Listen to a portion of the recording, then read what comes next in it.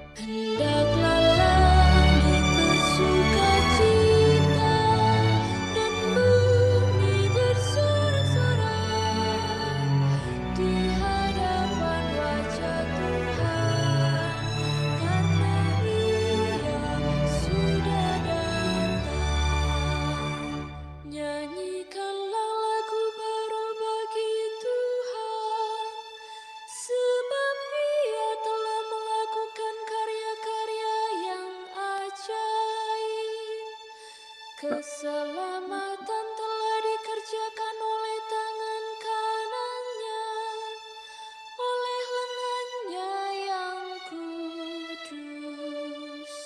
Hendaklah langit bersukacita dan bumi bersorak-sorai di hadapan wajah Tuhan, karena Ia sudah datang. Tuhan telah memperkenalkan keselamatan yang datang daripadanya. Ia telah menyatakan keadilannya di hadapan para bangsa.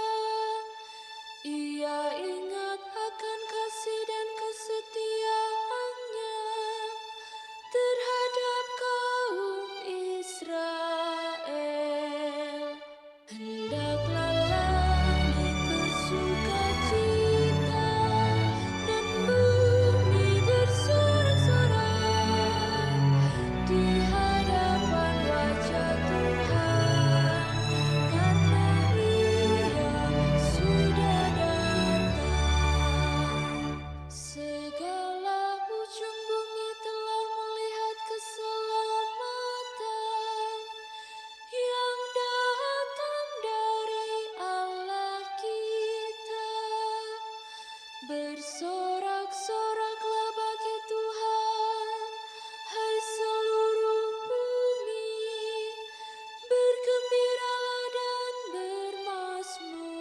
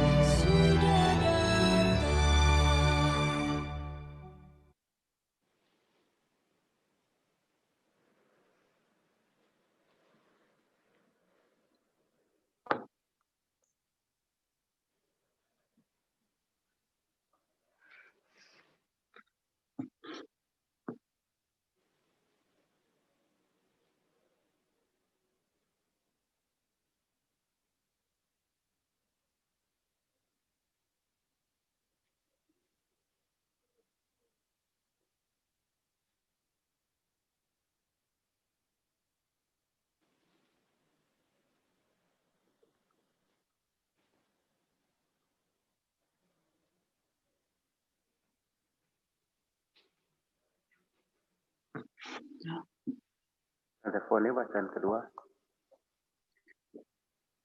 Pembacaan dari surat Rasul Paulus kepada jemaat di Efesus.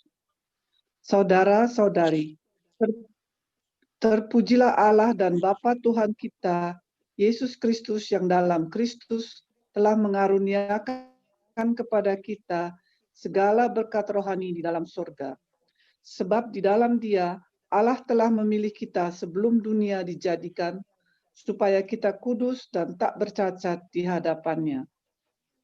Dalam kasih Ia telah menentukan kita dari semula oleh Yesus Kristus untuk menjadi anak-anak-Nya sesuai dengan kerelaan kehendak-Nya, supaya terpujilah kasih karunia-Nya yang mulia, yang dikaruniakannya kepada kita di dalam Dia yang dikasihinya. Karena itu, setelah aku mendengar tentang imanmu dalam Tuhan Yesus dan tentang kasihmu terhadap semua orang kudus, aku pun tidak berhenti mengucap syukur kepada kamu. Dan aku selalu mengingat kamu dalam doaku dan meminta kepada Allah Tuhan kita Yesus Kristus, yaitu Bapa yang mulia itu, supaya Ia memberikan kepadamu roh hikmat dan wahyu untuk mengenal Dia dengan benar.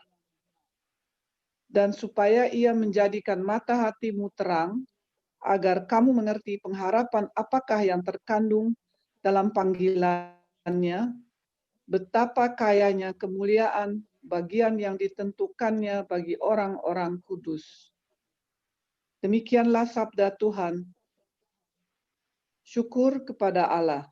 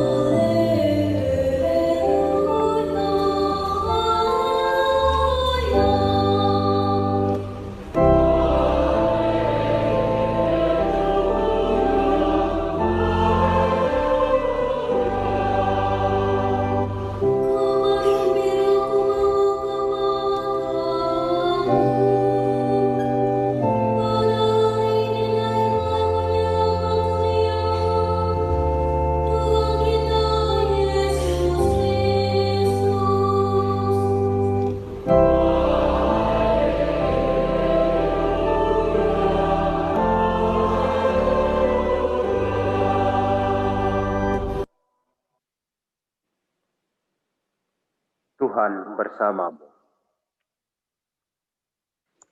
Dan bersama rohmu. Inilah Injil Yesus Kristus menurut Yohanes. Dimuliakanlah nama Tuhan.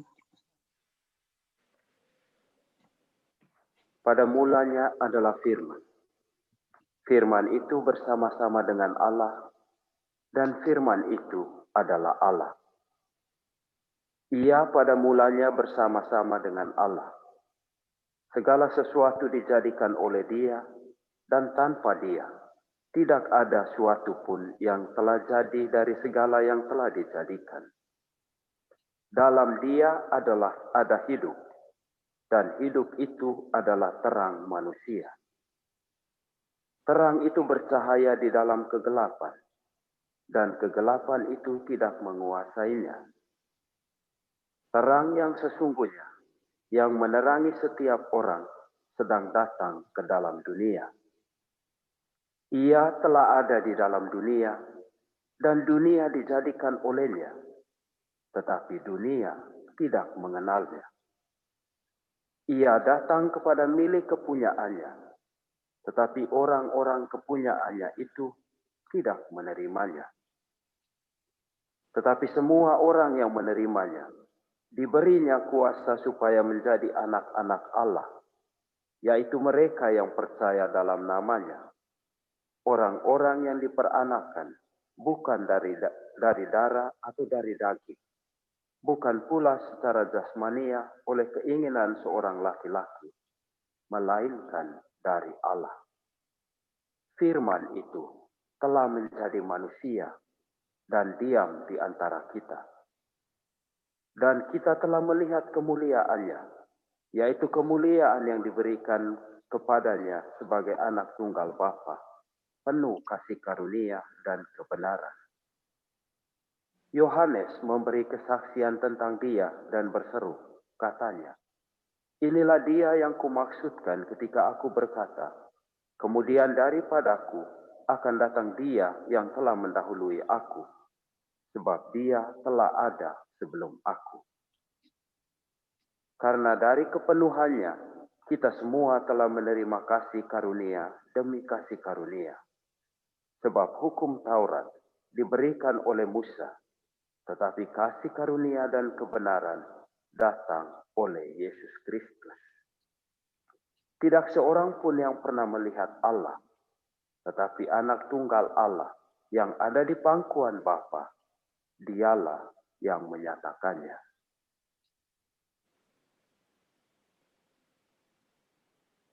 Demikianlah Injil Tuhan.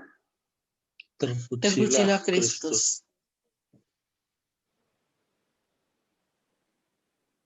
Ibu Bapak, saudara-saudari yang terkasih, sejak kemarin kita sudah mulai merasakan bahwa kemeriahan suasana Natal dan Tahun Baru sudah pelan-pelan mulai pudar. Dekorasi Natal di tempat-tempat umum atau di rumah-rumah pribadi sudah mulai pelan-pelan dibereskan. Patung-patung Natal mulai dibungkus kembali. Kue-kue Natal sudah semakin berkurang. Kita pelan-pelan mulai kembali ke rutinitas harian kita. Suasana Natal tahun ini yang sepi dan penuh kesedihan sudah kita lewati bersama. Dan kini hanya menjadi sebuah kenangan belaka. Lalu, apa yang masih tertinggal dari perayaan Natal tahun ini? Bacaan Injil yang kita dengar pada hari ini sama persis dengan bacaan Injil yang kita dengar pada hari Raya Natal, yakni bacaan Injil yang diambil dari bab pertama Injil Yohanes. Hal ini sengaja dibuat dan diatur gereja agar orang tidak dengan mudah melupakan apa yang menjadi inti dan pusat dari perayaan Natal itu. Natal bukanlah hanya sekedar perayaan ulang tahun kelahiran Yesus ke tengah dunia yang setelah dirayakan tinggal tanpa bekas. Natal adalah sebuah peristiwa iman di mana sabda Allah yang adalah sumber, asal dan tujuan hidup manusia datang dan hidup sebagai salah seorang manusia, salah satu dari antara kita, yang perayaannya harus senantiasa mewarnai dan menginspirasi seluruh hidup kita dari waktu ke waktu. Injil hari ini mengatakan, firman itu telah menjadi manusia dan diam di antara kita. Menurut Karl Rahner, seorang teolog besar Jerman, firman yang menjadi manusia itu bukan firman yang biasa-biasa saja. Firman yang menjadi manusia itu adalah firman yang terindah, firman yang terbesar yang dimiliki Allah, yang bisa Ia sampaikan kepada manusia. Tidak ada firman yang lebih indah dan lebih besar darinya. Dan firman itu berbunyi, Ich liebe dich. Aku mencintaimu, hai manusia dan dunia.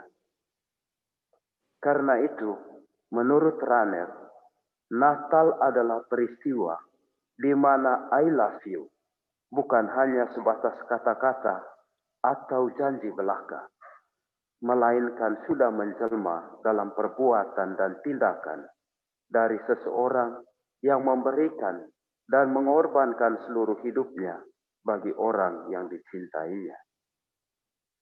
Dan hal inilah yang sesungguhnya harus menjadi inti perayaan Natal, yang harus selalu kita ingat dalam hari-hari hidup kita di tahun 2021 dan di tahun-tahun yang akan datang. Yakni bahwa I love you tidak hanya menjadi sebatas kata-kata yang begitu gampang keluar dari mulut kita, melainkan harus sungguh-sungguh menjelma dalam tindakan dan perbuatan hidup kita. I love you menjadi sebuah model hidup kita, cara hidup kita. Selamat terus berusaha untuk mencintai. Selamat terus menghidupi semangat Natal. Amin.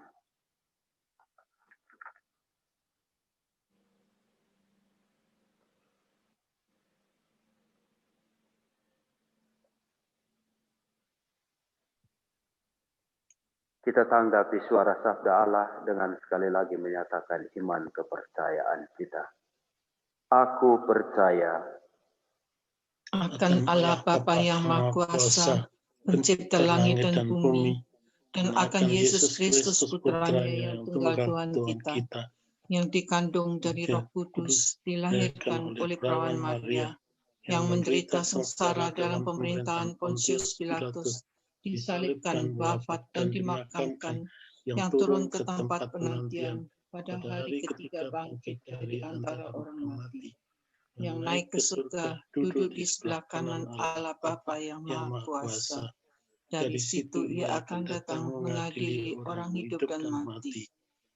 Aku percaya akan Roh Kudus, Gereja Katolik yang kudus, persekutuan para kudus, pengampunan dosa, kebangkitan badan, kehidupan yang kekal. Amin. doa umat.